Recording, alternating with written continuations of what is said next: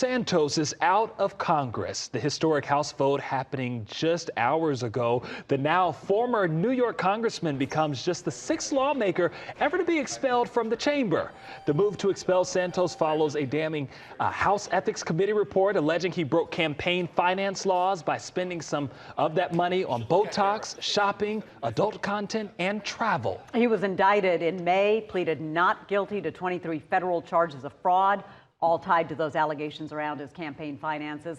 Now, Santos has previously said he would wear his expulsion, quote, like a badge of honor, and he was quite combative talking about it this morning. Good afternoon to you. I'm Gurveer Dinsa. And I'm Brooks Baptiste, and we have